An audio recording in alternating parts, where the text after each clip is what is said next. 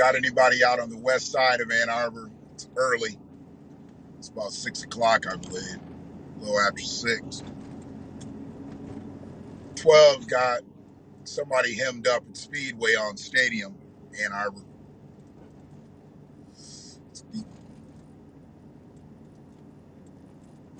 Looks like the situation's okay, but you just never know.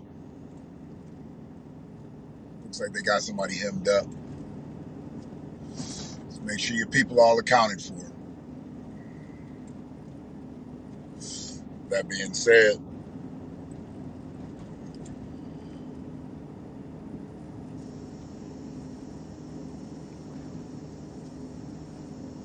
I went to St. Louis, Missouri the other day. Had Black Panthers from all over the country. No one knew about it at all. They had machine guns, recoilless rifles, grease guns, Lugers, 25 of them, all armed. And the chief of police met me at the airport when I arrived, and they were there, right there at the steps. He said, "You were violating the law." "Yeah, we're violating the law." He said, "We're tired of our white and black leaders, Jackie and Martin and Bobby, being killed. We're going to protect this man while he's here."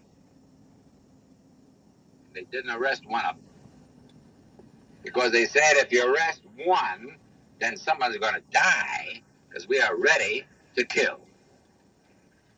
Black power means black dignity. Just as surely as you're proud to be white, we're proud to be black. Black is beautiful, baby. It's pretty.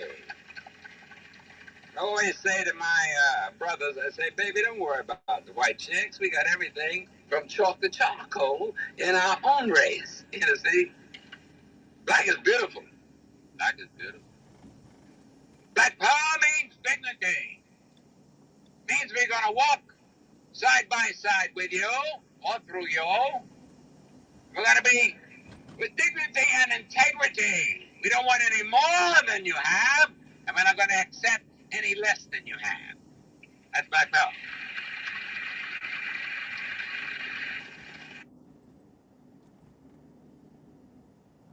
the splendid Adam Clayton Powell, right after Dr. King was killed.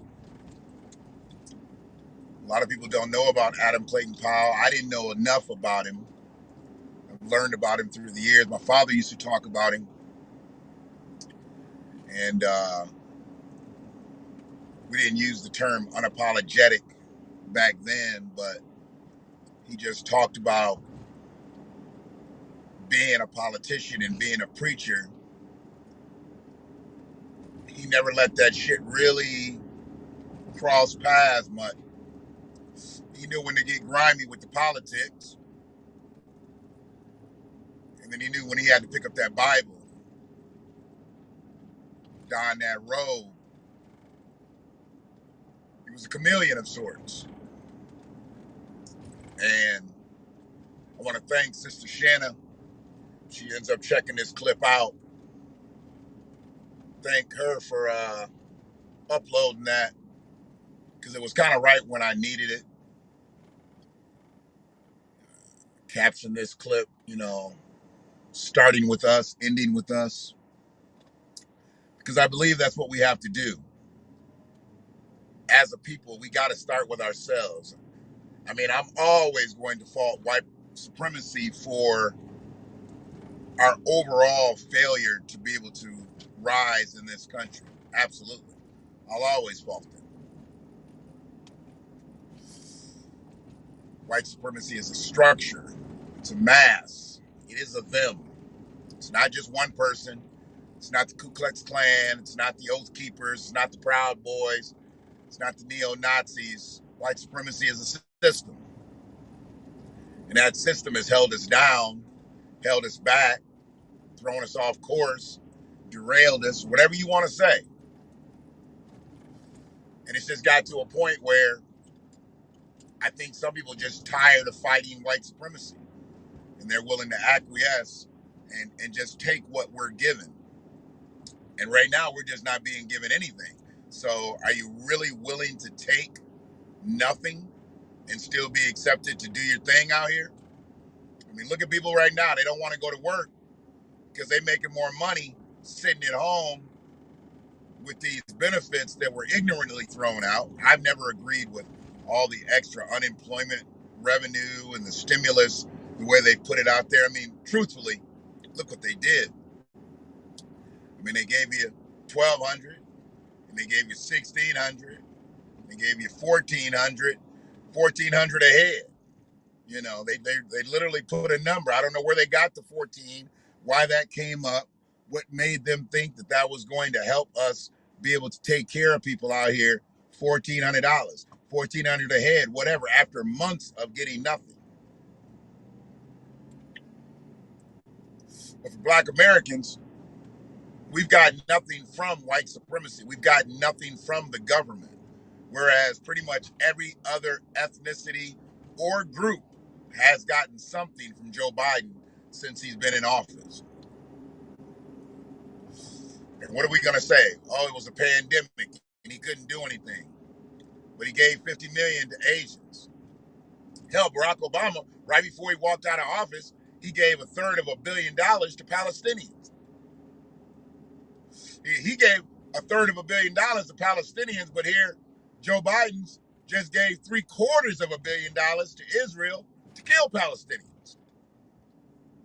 So Joe and Barack worked together, huh? Okay. That was Joe's way to come up. And when when it wasn't looking good for Joe, Joe didn't run right after Barack. Why wouldn't Joe have ran right after Barack? The analytics weren't looking good. They weren't looking good for him to be able to do it. So then they propped Hillary, and look what happened to her. She cheated to get what she got, and she still lost.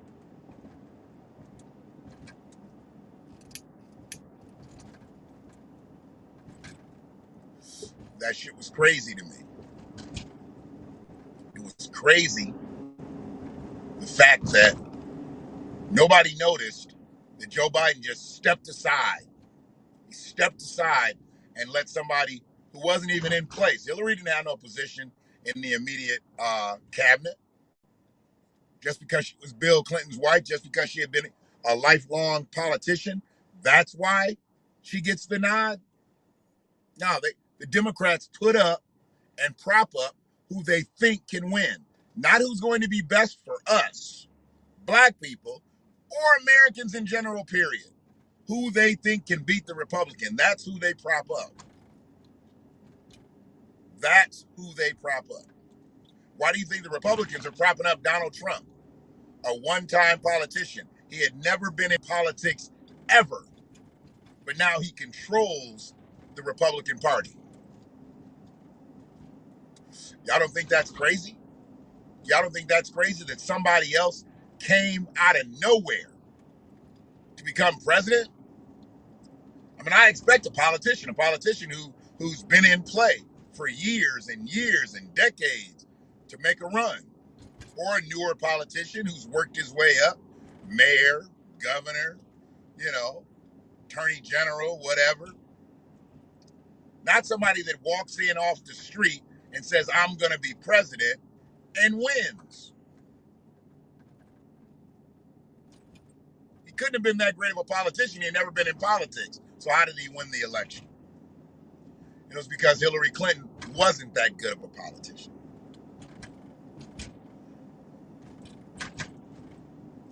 We got what we got.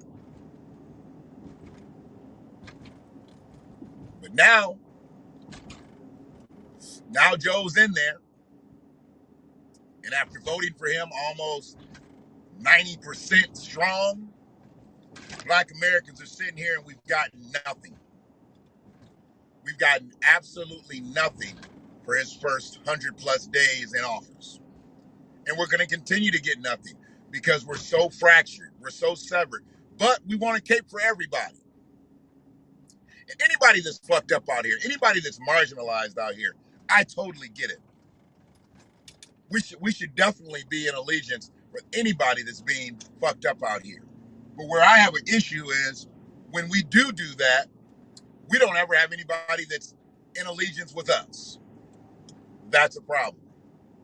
And that's got to stop. I mean, I'm not standing up for nobody else if they're not going to stand up for us. It starts with us. It ends with us.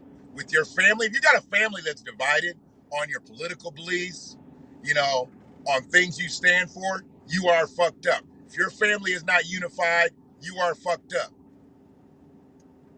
If they don't see what you see and believe what you believe, we are fucked up out here. It's one thing about white supremacy. You don't see white supremacy having divided households. They believe in white supremacy. They believe in white dominance. Full-throated, 100%. You'll never see them go against that. That's why when people say, well, how would they pay for reparations? And how would they do this? And how would they do that? How did they do any of this?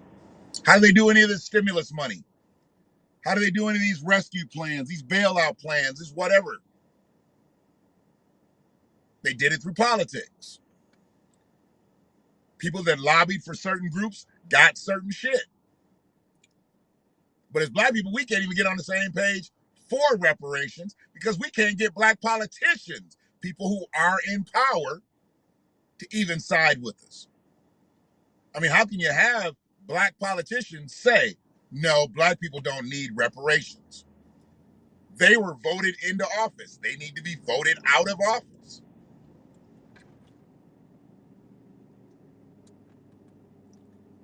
I may get a little sketchy here, heading into a territory that I always head into, and it gets a little sketchy. So hopefully we don't buffer out. But yeah, it all starts with us. You know, with our jobs. You run a business, your business has got to be on point. And, excuse me, your business has got to be on point. And you can't form allegiances with people who are looking to put you out of business. They need to be putting you up on business. And that's people working for you, people that you're trying to do business with, trade, resources, and whatnot. You've got to have an allegiance with folk. And if you don't, your business will fail. Now, working a job is totally different. You're not running your business, you're working a job, it's totally different. But what's the same is those people don't believe in what you believe in because you're going to work for some white supremacists. Chances are you're going to work for a white supremacist. You know, when you don't, good for you. For the most part, you're going to work for a white supremacist. Mask.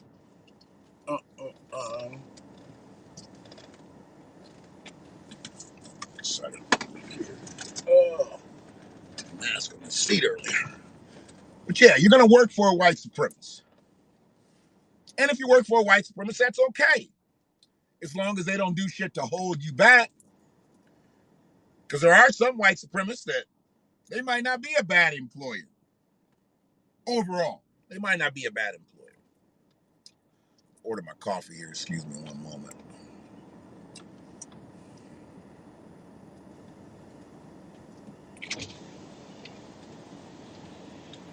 Hi, welcome to Starbucks. My name is Ian. How do you start with you today?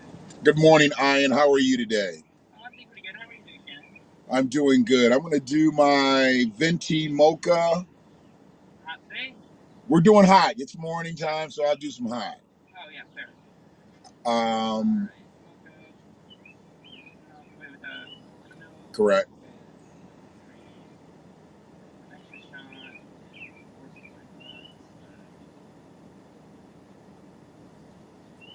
No whip. Yep, I already put that down there. Oh, okay. Alright,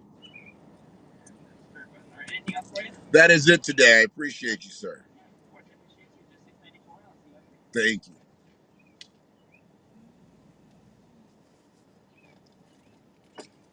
Yeah, working for someone that is a white supremacist doesn't necessarily mean it's a bad job or a bad place to be. But how they treat you, that determines everything. Because how they treat you is how you're going to treat your family. It always goes back. It always goes back. they treat you jacked up, you're going to treat your family jacked up. They treat you well, pay you well, you'll be able to take care of your family, you'll be able to treat your family well. And a lot of people don't see that. You know, they don't see their job as being directly connected to their family. They think their job just pays them. They go to it, this, that, and the other. No, it's directly connected to your family. Peace to anybody else that's in the HAP space to see a few numbers in here, whether you're catching it on Facebook, YouTube. HAPS is home right now. And don't generally do one at 6 o'clock in the morning, but now the sun is up at 6. So, you know, I've been up and down all night. I'm coming in, it's usually dark at 6. Well, now it's light. So maybe I got some renewed energy when I saw the daylight. But yeah, working for someone, you have to put yourself in the frame of mind to do 300 days plus for a company and what toll that's going to take on you and your family. And if you don't do that, if you don't consider the toll that it's going to take on you and your family, and it's a negative toll, you're in trouble.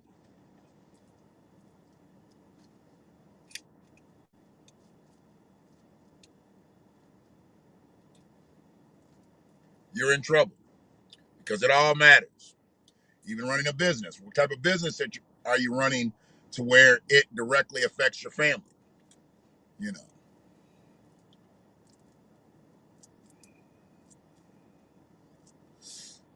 Starting with us, ending with us.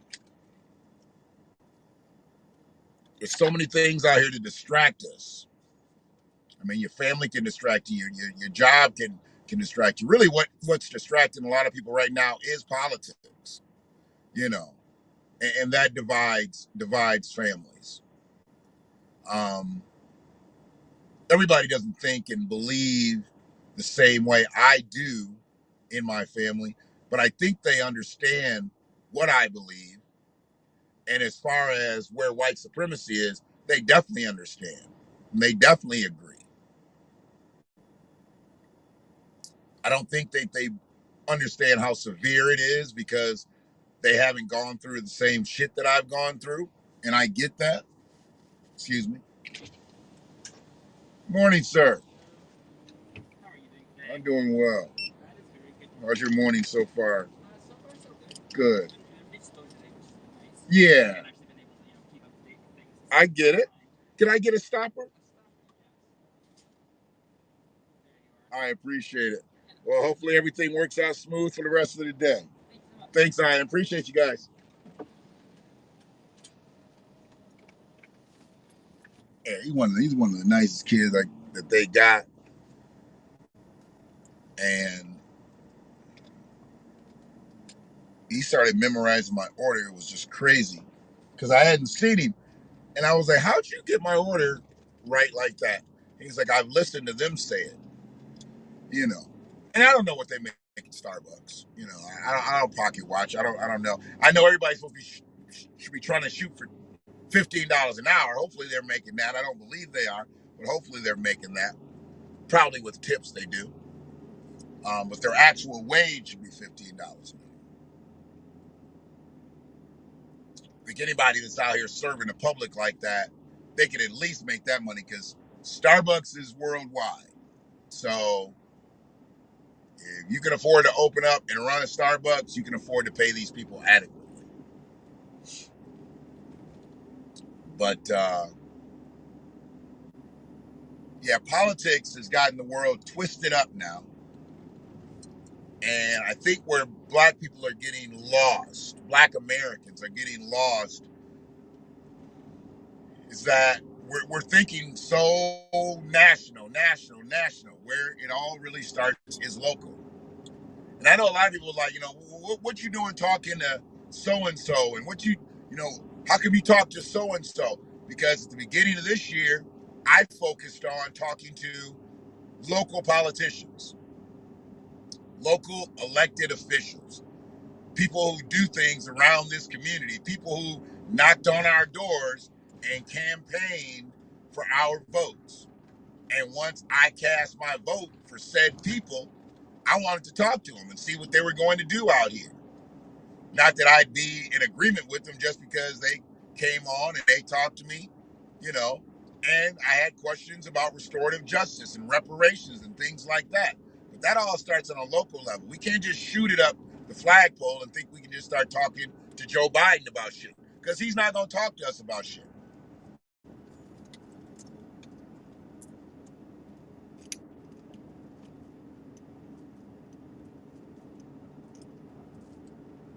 Joe Biden looked right in the camera and said, "Black America."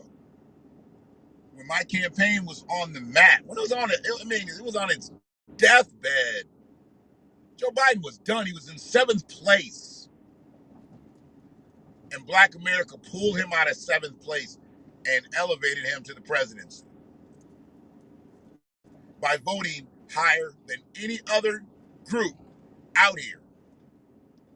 Right around 90%. It was about 87, 88.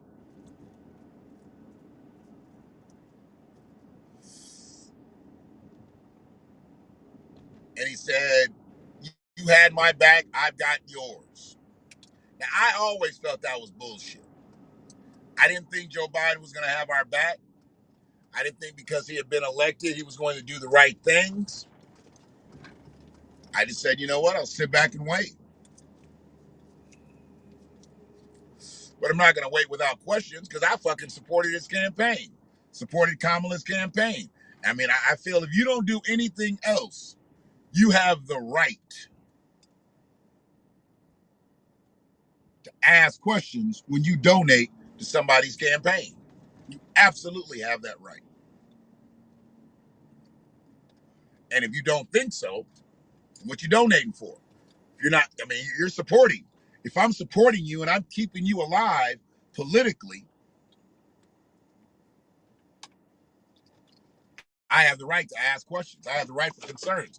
And all these text messages and different things that they send, I respond to that shit. Once you become a part of the wheel, it doesn't matter that you're a spoke. You're just as valuable as the air that goes in that wheel. And a lot of people don't know that. But our politics have to start locally. You know, I mean, and I know people want to look at politics and activism and intertwine them all the way. It's not always there.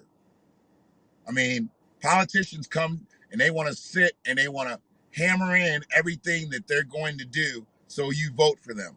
Why don't you have a list of questions and a list of demands when you talk to them? Why do you just yes all the way through the conference? You just want to get to the food. You just want to get to the refreshments. You just want to get to, you know, the end, the photo, the selfies and all that stuff with the politicians. Why don't we want results? And I think in mass, I don't believe we think it starts with us, it ends with us. That's why we always end up caping for so many other groups. We'll cape for other groups and they don't step across the line one bit. And I'm not talking about these BLM marches and you see all the different ethnic groups, you know, mostly white and other people. Those are far and few between. I mean, you're not going to find masses of Hispanic people in allegiance to black people, masses of Asian people in allegiance to black people. If you are, show me where they're at. But you will find masses of black people politically. You'll find masses of black people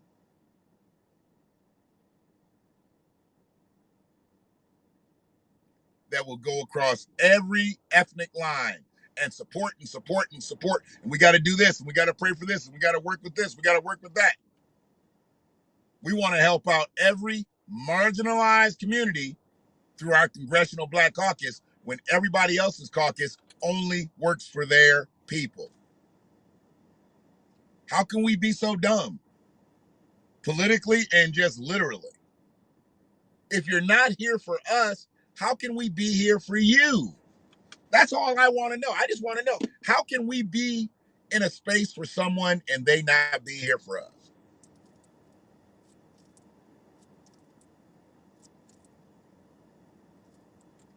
That's a problem.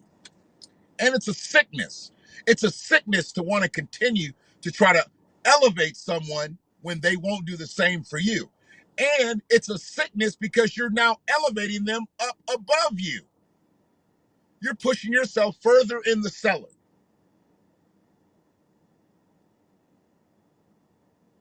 What do I hear this shit? Iron sharpens iron. They used to say that shit in church all the time. Iron sharpens iron.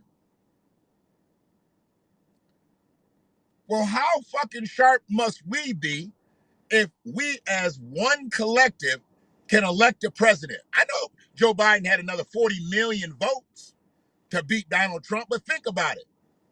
If 40 million black Americans voted for Joe, he only got his other half of his votes from everybody else. Everybody else. He put 40 million together. He came to one group to get 40 million. I need y'all. I'm going to do for y'all. I'm going to take care of y'all. Clyburn said, Joe knows us and we know Joe. That's why we going to vote for him. Joe knows us and we know Joe. Well, goddamn it, if we knew Joe, didn't we know Joe in 1991 when qualified immunity came along? Didn't we know Joe in 1994 when the crime bill came along? Where some of your brothers and your uncles and your daddies and your granddaddies are still in prison because of that crime bill? Don't we know Joe? And if we know Joe, why would we vote for Joe? Sickness. That's a sickness. Joe's never shown any help for black folks. None. Running up on old women, hugging old women, and going down through the South and campaigning with his little corny ass jokes and, this, that, and the other, and eating up all the fucking fried chicken and collard greens and shit, and smiling with y'all. That's not an allegiance for y'all. That's not politics.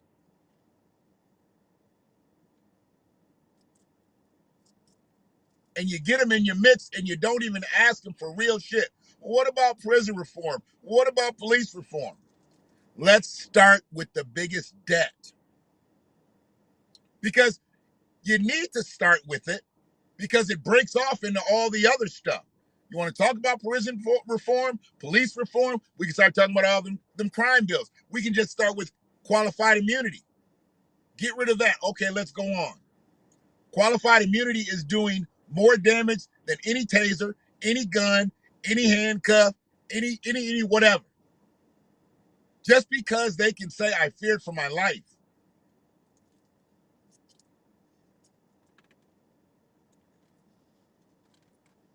And nobody sees that?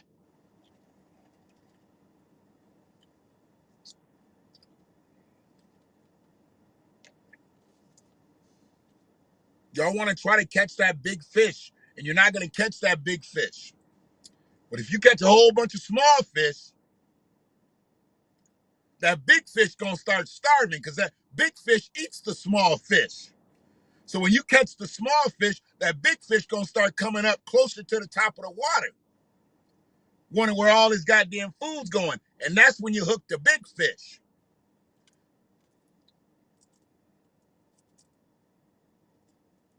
But you ain't going to hook the big fish if you don't get the little fish, and the little fish are the local politicians.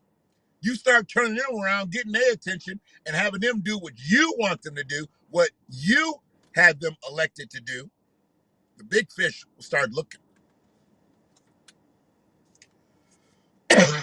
They'll start looking. We can't even get black politicians on the same level as their constituents. Hell, we got black politicians in the state of Michigan.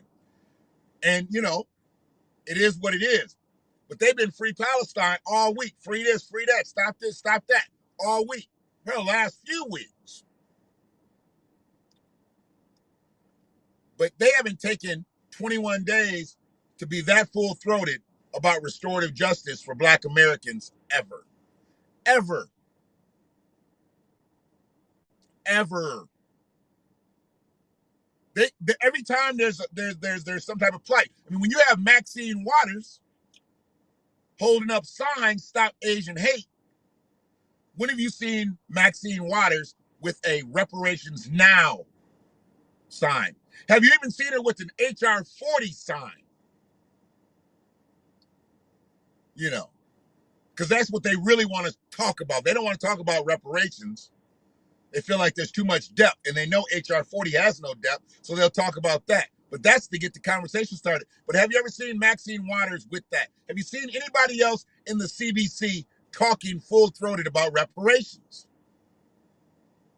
But they talk full-throated about stopping Asian hate. They've been talking full-throated about Palestine. They've talked full-throated about DACA.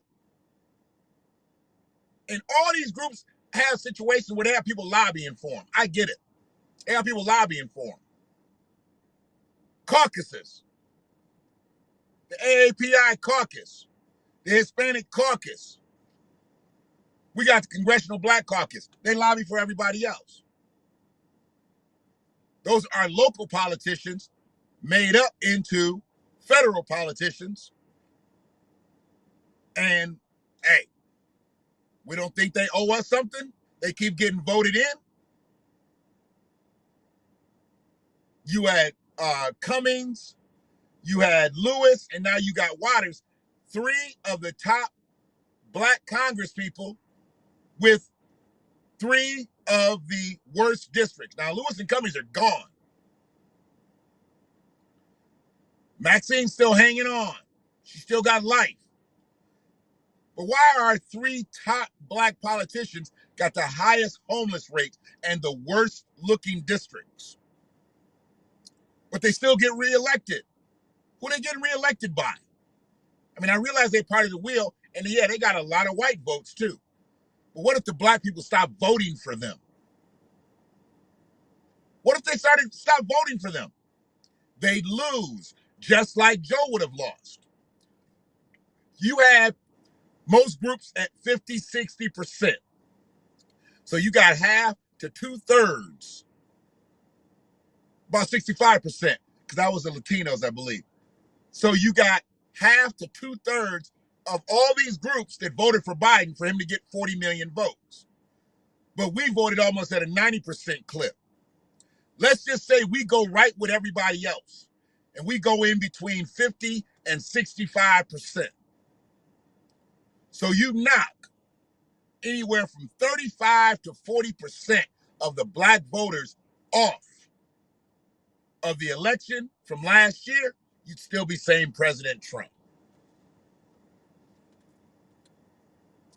If Black people voted in 65%, getting 65% of a vote, that's good. If Joe Biden got 65%, that would be basically knocking 20 to 25% down. If he only got 65% of the Black vote, so you got 40 million, 50 would be 20 million. So let's say he got 25 million. He loses. Hell, let's say he got 30 million. Let's say he got 75% of the Black vote. He loses. Black people didn't make this election close. Black people won this election for Joe Biden. Everybody else didn't make this election close. They didn't do nothing. But nobody's looking at that. But that all starts on the local end. It all starts on the local end. And this ain't the time for people to be like, oh man, they keep getting these bills and they keep getting this. This ain't the time to take our foot off the gas. If you've even got your foot on the gas. You need to keep talking to them, because politicians are about to start talking to you again, because 22 is coming up. A lot of local elections in 22. Hell, we could change governor in 22. We could change parties in 22. So we really need to be thinking about some shit. If we get a Republican governor, which way do you think the rest of the politicians are going to go?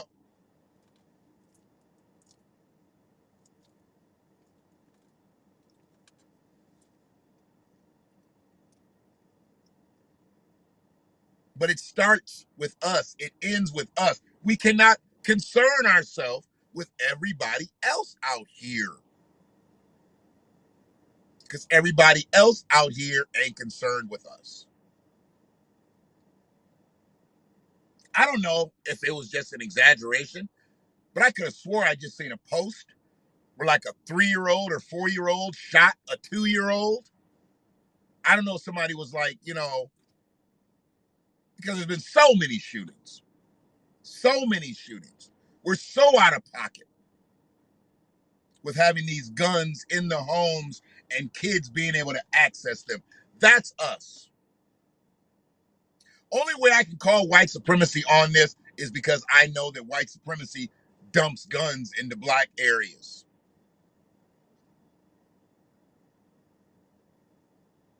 They have many ways. They just talked about it, about guns being dropped into black neighborhoods. Because I've always wondered, like, where the fuck are these guns? Where the bullets and all this shit coming from? But no, the feds are funding us killing ourselves. Absolutely. And it comes from the police agencies. Where do you think all them guns that they confiscate and all that shit, where do you think them guns go? After the police don't steal them, because they do take some of the guns, after the guns that they don't want, that they don't steal, those guns go right back. They get recycled right back into black neighborhoods.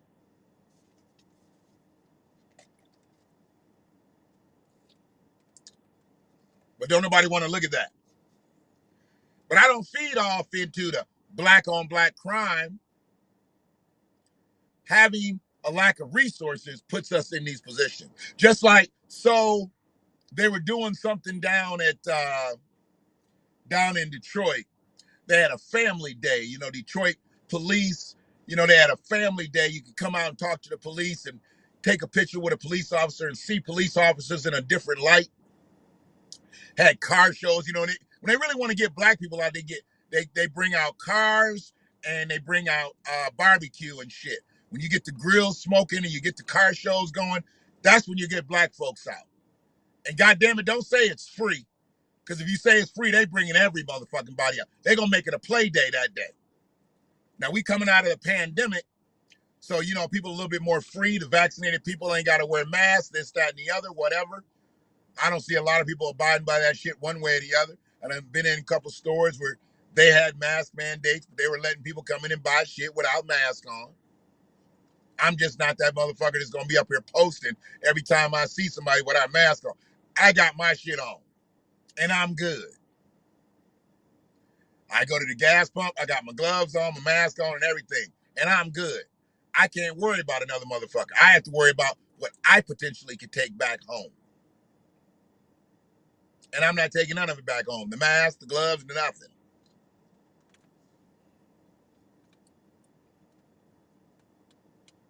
Because I believe it starts with me and it ends with me.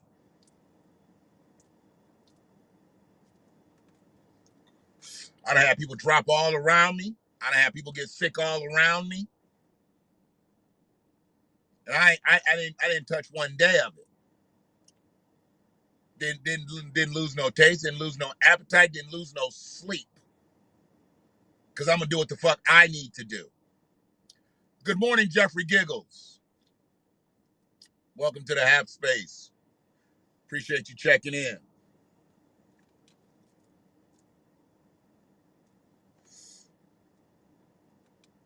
Politics scares a lot of people, and I get it. But doesn't being impoverished scare you more? Does it not being able to do for your family scare you more?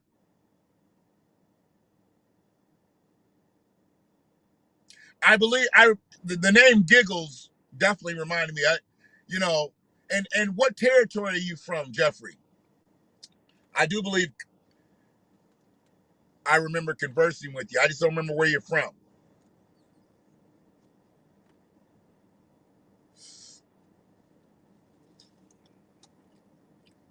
Thank you, sir. I don't know if they make sense or not. Kansas, okay. I don't know if they make sense or not to most, but the thing that I try to get across is simplicity. Starting with yourself. Starting with yourself. And a lot of people don't believe in that. They believe in going with the flow. And I get that. You have been here. You have been here. Yes, sir.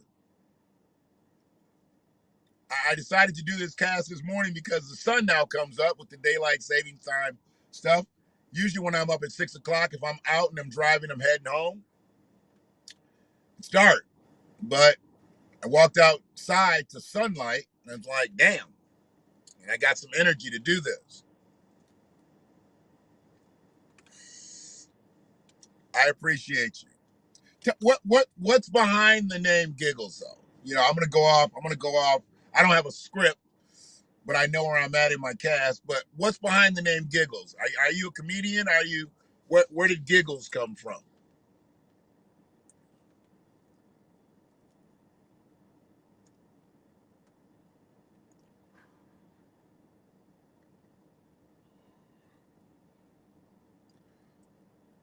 So why are you trolling Joey Giggles? And who is that?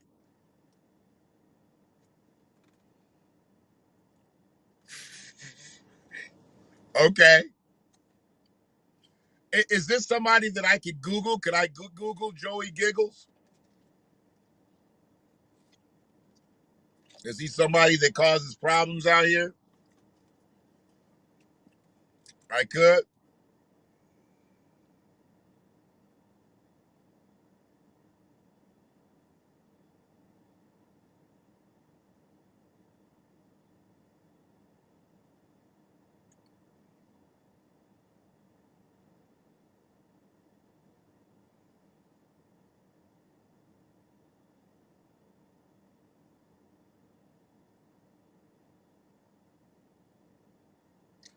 So Joey Giggles.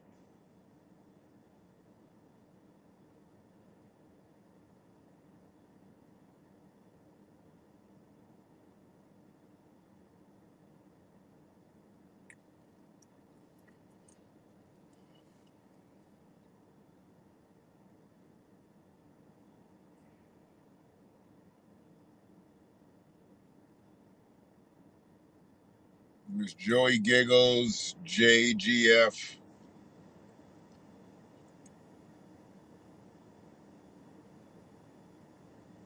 Giggles and hugs is all I'm bringing up.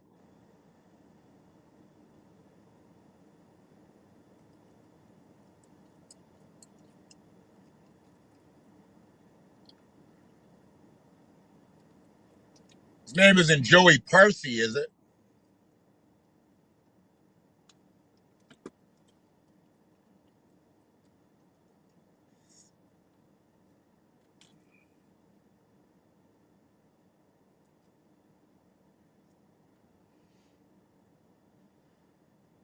We are.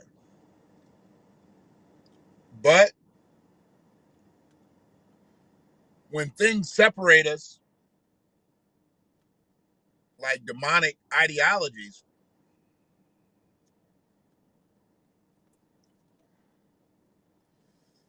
that brotherhood,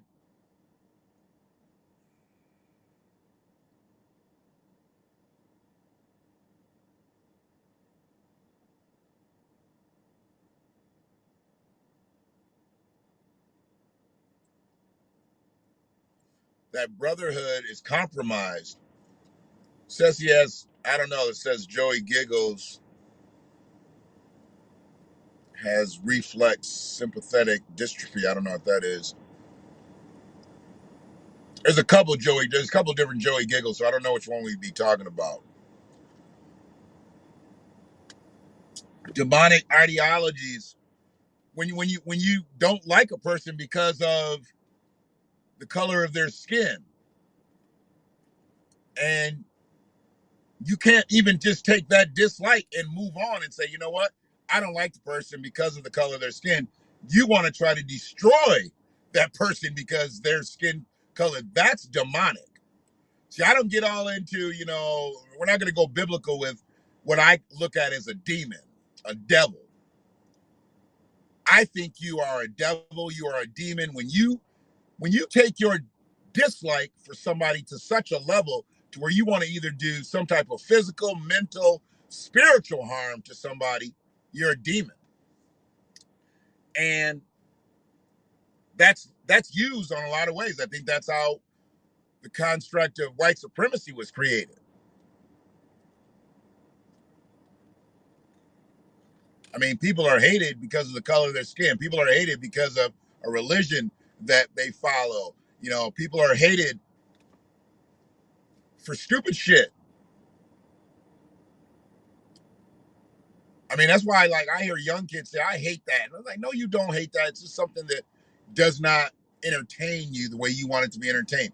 Hate is used so much in society that was a strong word back in the day. Hate was a strong word.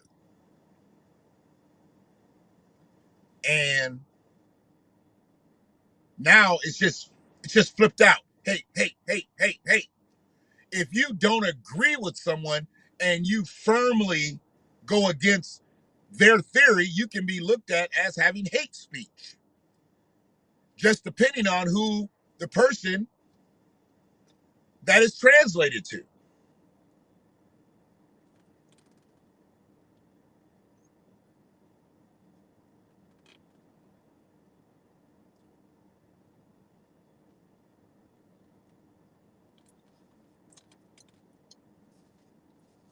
I mean, if you can't compromise on the fact that you don't like a person just because of the way they look and you're just going to go live your life, but no, you got to stick right here on this person because of the way they look and try to destroy them.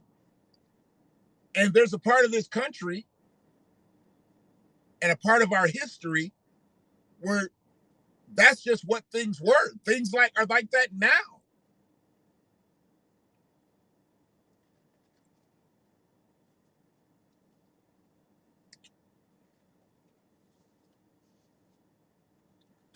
I don't think any collective of people has ever been treated anywhere close to the way Black Americans have been treated, descendants of slavery, descendants of freedmen in this country. I don't think anywhere else in the world. And I understand the Holocaust. I understand that. So I never discount anybody else's detriment, but I'll put 246 years of detriment over anything, above anything.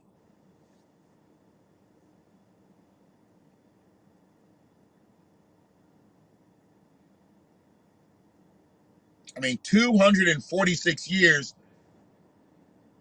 of what I feel, obviously they couldn't do what they did with us for that period of time with anybody else, or they would have never came to the shores of Africa and bought us from Africans.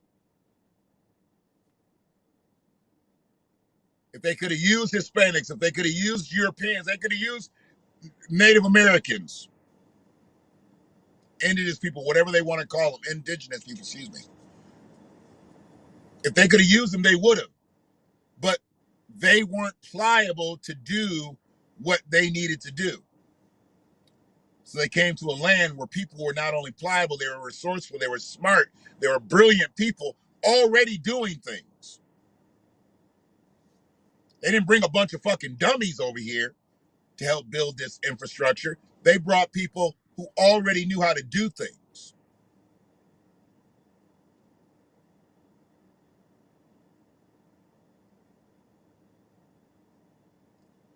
"246 years of chattel slavery.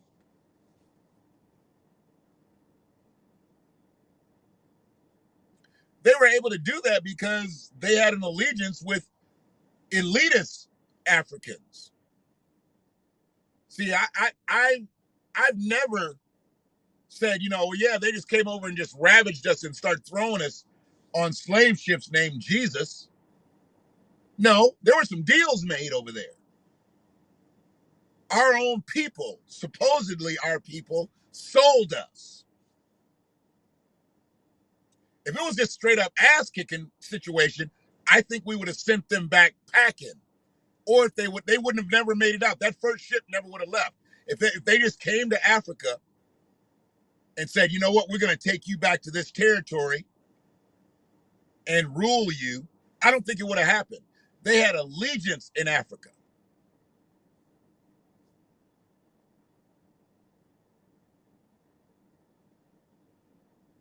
Absolutely.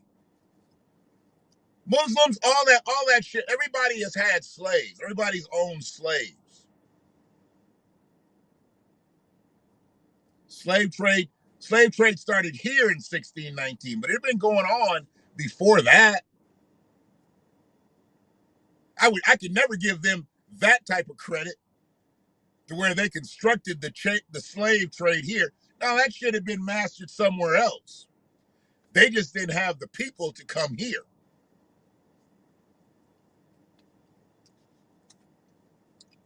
They didn't have the people to come here. So they went to where there was the most pliable people that could be in the sun from sun up to sundown.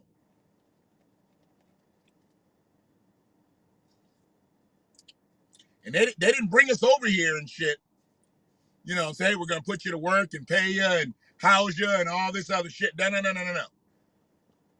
They brought us over here to rule us and destroy us. And we didn't die. We multiplied on them. They could have strategically built this country and killed us off. Wouldn't have mattered to them. But they weren't about the numbers. They're sending us off to slave pens to fucking procreate so they can make another slave. They didn't think about those numbers. They didn't think those numbers were going to get so great. Hey, you know what? We're killing them, but we're not killing them fast enough because we're creating them.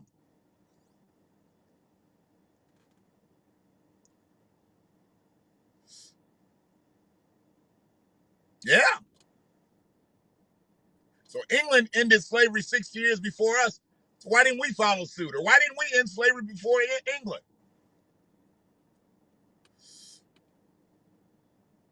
It was going so well.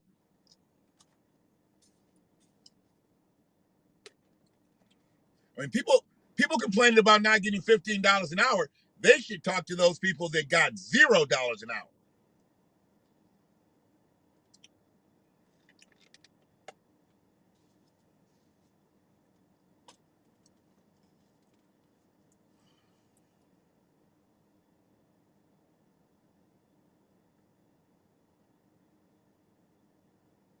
I don't understand your question. Black Americans are their own strong culture. Okay. I wouldn't have done anything.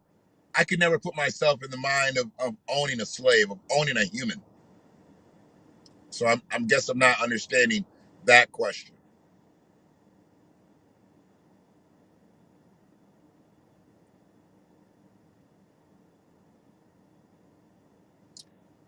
I don't believe in enslaving anyone. So I have to say no. Have I ever owned a business? Absolutely.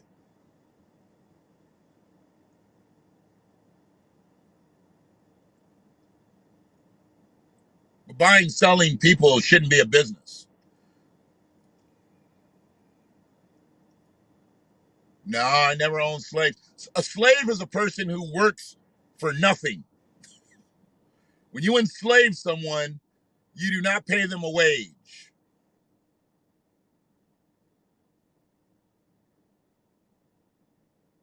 I don't even know what the actual definition of a slave. Have I ever looked up the definition of a slave? Let's see what slave means.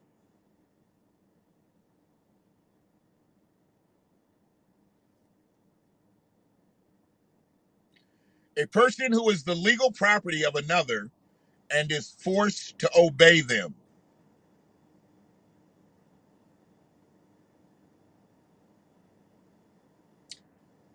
Legal property. See, something that I own, I don't have to pay. But if you own a business, you have business taxes, but you have to pay the employee.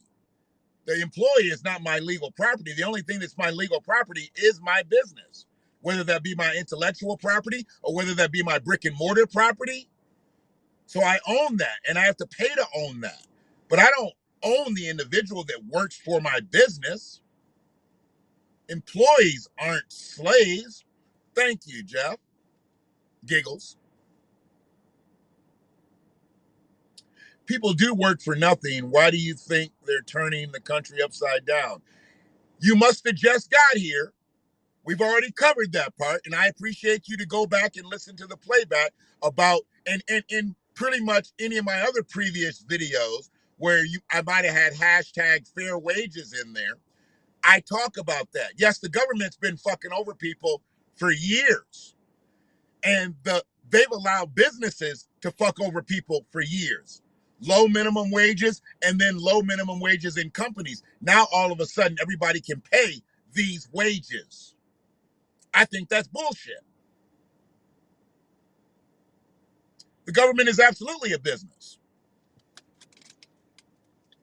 And that's why the government owes Black Americans reparations. Businesses just don't owe reparations. They don't owe more money to the employees. They do, but that's just not what we're here for. The government owes reparations because it's the government's debt as to why Black Americans are the way they are.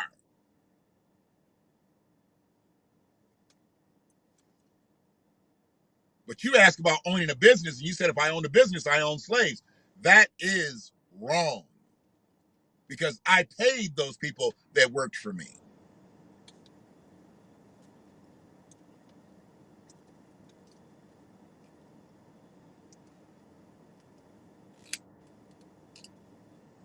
I appreciate you coming by with your dialogue, and when you come in with things like that, it makes sense to have a little bit of proof behind it, or a little bit of basis, because I didn't really understand when you said that I own a business. If I own a business, I own slaves. That is not true.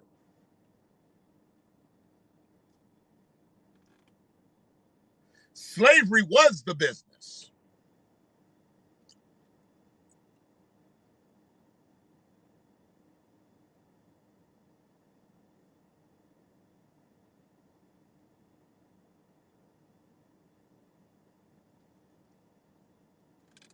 What branch of the government am I?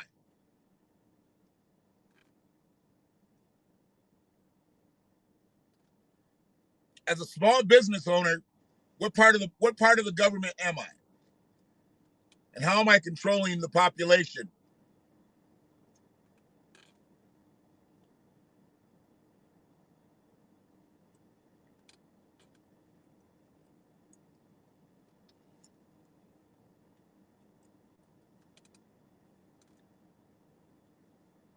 So what are the employees? Are they a part of the government too?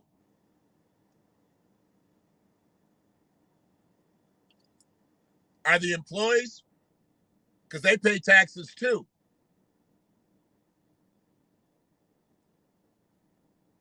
They are slaves. Okay.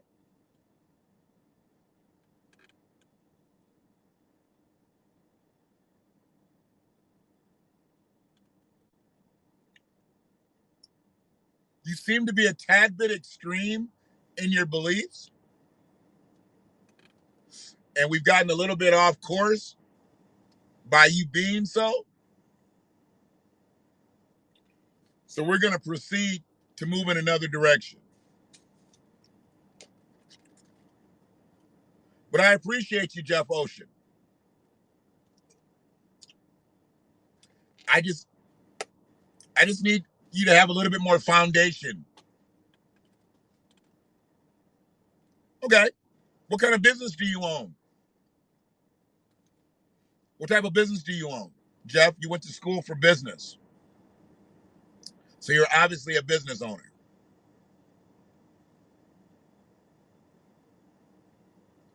You went to college for business, web designer. Do you own The web design company?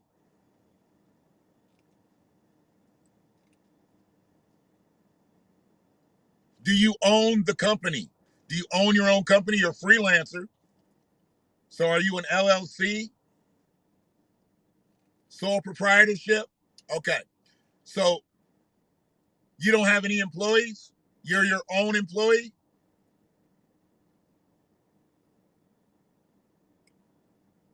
No employees. So it's just you. And being a freelance web designer, so all the responsibility falls on you. So when you get a job, do they take the taxes out of your fee before they give it to you? Or do you 1099 and pay the government?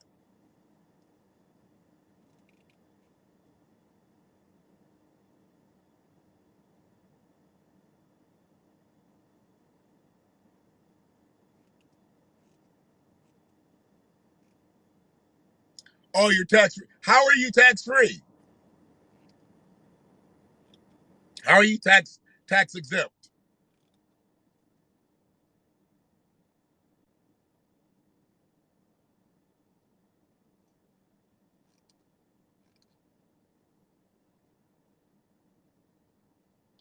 No, no. See, that's not my job here. This is my cast. I was talking about something else. You brought in, so I'm asking questions now.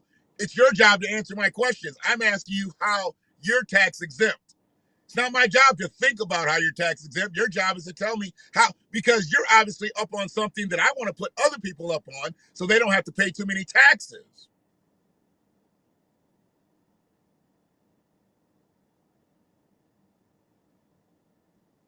See, when you start deflecting and telling me I need to think about it, I start to think about you being full of shit. So instead of thinking about it, I'm thinking about shit, which you're full of. So we're going to go another direction. Leave him alone, Jeff. We're using our common sense. We're going to talk about something else because I'm going to be closing up here. I'm not sure exactly what ethnic group you are a part of, Jeff Ocean, but you're a part of a group. You definitely are a part of a group.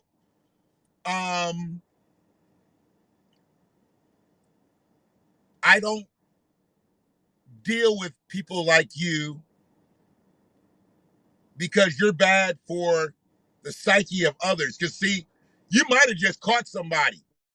We got a few people watching this right now. So you might have just caught somebody and they were like, man, how can you be a freelance web designer and not pay any taxes? And get their minds stirring up.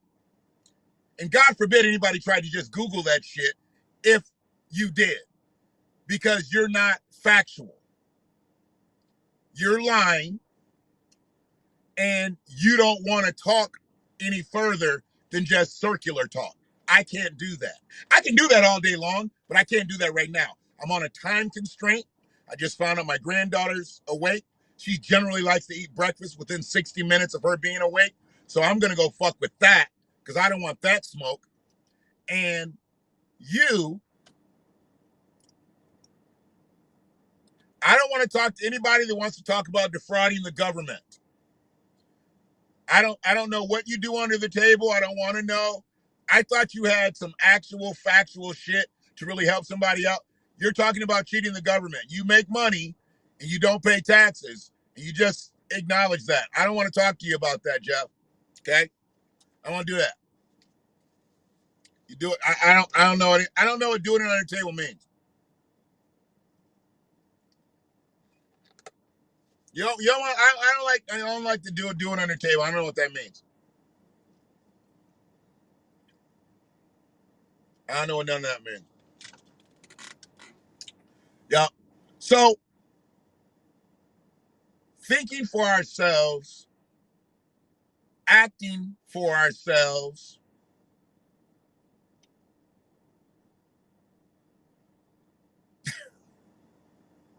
you don't need a license if you make under a certain amount. Okay, so now you're talking about making a meager wage. You're talking about making a wage that you can't support yourself, support your family, and you do that purposely so you don't have to pay taxes. So you're talking about lowballing your family to stay out of a taxable bracket and take money under the table so you can be the master of minimalism. The fuck off my cast, bro. The fuck off my cast. Nah, you don't need to educate me, motherfucker. I ain't gonna be in federal prison with your ass.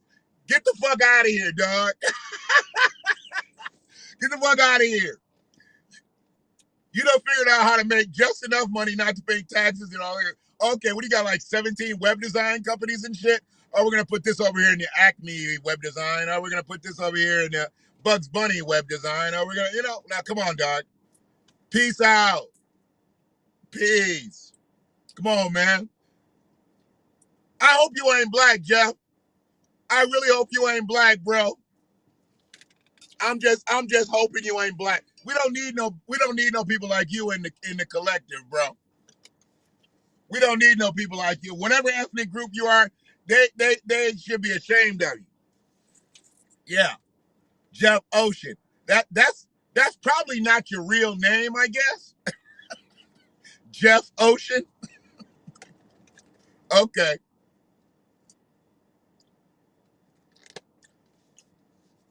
It's time for you to set sail, Jeff. In the ocean. Without a life preserver. Dude. Come on, man. We talking about trying to do shit the right way, and you trying to figure out ways to motherfucking defraud the government and tell me that's the way to be. God bless America. I'm going to end it like I started it, man, because it was powerful and shit. Jeff Giggles, hey, man, appreciate you, bro. Nobody else came through to holler at us. Well, we had Jeff. We had Jeff Ocean. Jeff Ocean came by. He was kind of like that 3-minute stand-up on, the Tonight Show. He came in and gave us his humor. Tax dodger, tax evader, He's like that infomercial in the middle of the night. You're like, I don't think that's really legal. Just that guy. Just that guy. Hey, Jeff, so yeah, I do believe in motherfuckers getting paid, but I don't think I want to see people out here getting money that they're defrauding from the government. Because didn't we just go through that with all the PPP shit? Yeah, I bet you got a PPP loan too, Jeff, but you don't make enough money, so, it's going to be forgivable in one of your 18 web design companies. One of your 18 web design companies, you probably got at least 7 PPP loans, right? You probably didn't try to apply for all of them. The ones that you showed revenue for, but not enough to pay taxes on, you filed for PPP loans? Yeah, okay. I bet you know how to do that shit real good too. Yeah. Come to Jeff. He can get you approved. God, I hope you're not black. Are you black, Jeff? I'm just going to ask you, dog. Are you black?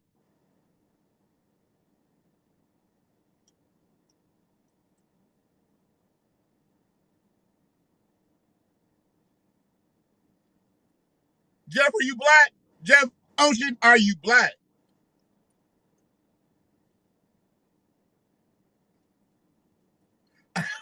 Actually, you know what? I'm from Ann Arbor, Michigan, man. So I know a few black Jeffs, to be honest with you, bro. I know a few black Jeffs that I can call right off the dome. Real talk. I'm from Ann Arbor, Michigan, so the name Jeff rings out here.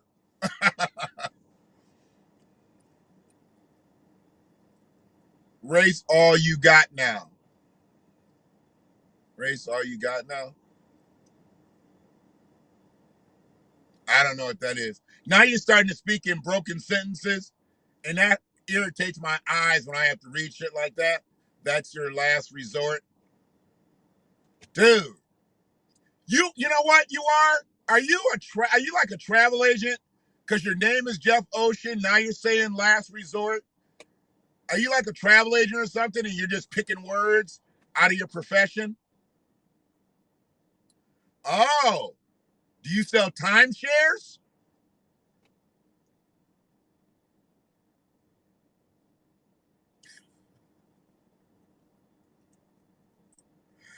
Hey, man, I don't know how old he is, but he's up this fucking early, man. Ain't no 14-year-old up this early. If they're up this early, they're playing Call of Duty or some shit. So yeah, it is what it is, man. We're gonna leave Jeff alone. Jeff's a little out there.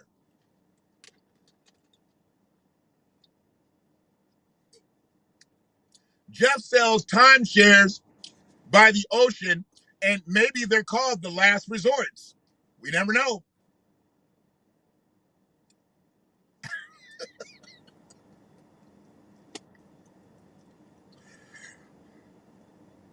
Now, no need to get our feathers ruffled.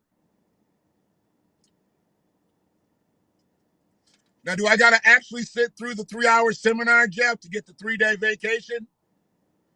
Or does this qualify, having to go through your bullshit? Do I qualify for the 3-day vacation?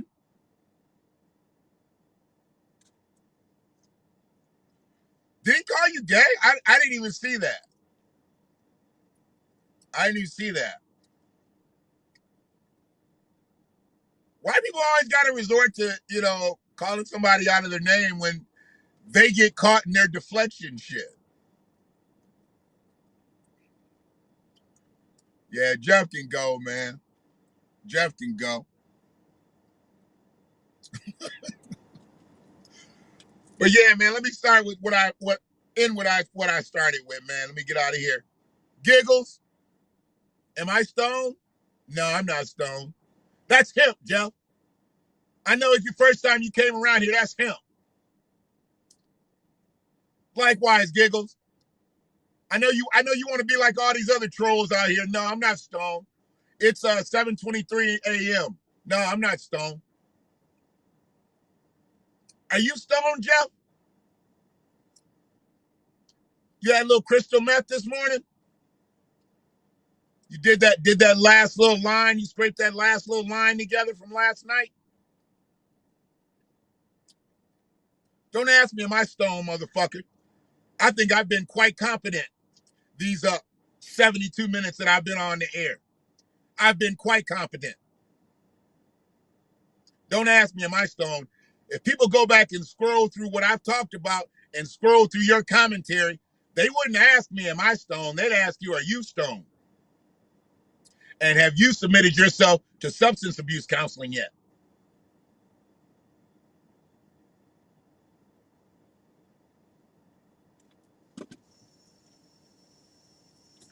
One love.